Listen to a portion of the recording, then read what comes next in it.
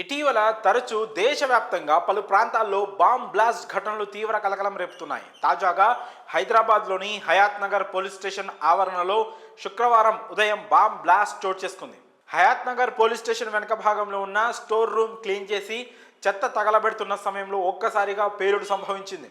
భారీ శబ్దం రావడంతో చుట్టుపక్కల ప్రజలు ఒక్కసారిగా ఉలిక్కిపడ్డారు. స్టేషన్లో బాంబ్ బ్లాస్ట్ కావడంతో ఏం జరిగి ఉంటుందా అని అందరూ ఆందోళనకు గురయ్యారు.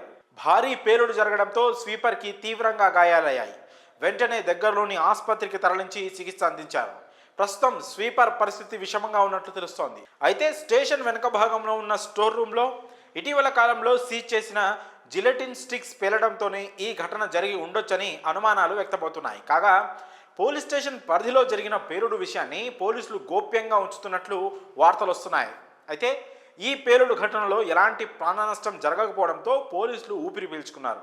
పేలుడికి గల కారణాలను పోలీసులు ఇంటర్నల్గా విచారణ చేస్తున్నట్లు సమాచారం.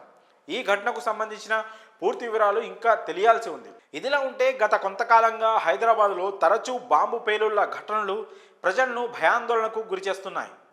గత నెల హైదరాబాద్ జూబ్లీహిల్స్ చెక్ పోస్ట్ సమీపంలో భారీ పేలుడు జరిగిన విషయం తెలిసిందే. రోడ్ నెంబర్ 1లో ఓ హోటల్లో ఈ ఘటన చోటు చేసుకుంది. ఈ ప్రమాదంలో ఓ మహిళ సహా బాలిక తీవ్రంగా గాయపడ్డారు.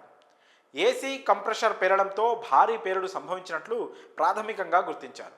భారీ పేలుడుతో రెస్టారెంట్ రాతి ప్రహరీ పూర్తిగా ధ్వంసమైంది. ప్రహరీ రాళ్లు ఎగిరిపడి బస్తీలోని ఇళ్లపై పడడంతో 5 ఇండ్లు పూర్తిగా ధ్వంసమయ్యాయి. ఓ మహిళ మరో బాలికకు తీవ్ర గాయాలయ్యాయి.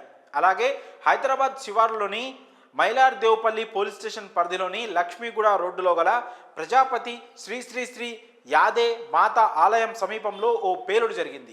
ఆలయ ఆవరణంలో పూజారి పేవ్మెంట్పై చెట్లను తొలగిస్తున్న సమయంలో ఈ పేలుడు చోటు చేసుకుంది. ఘటన జరిగిన వెంటనే పూజారిని అంబులెన్స్లో ఆసుపత్రికి తరలించారు.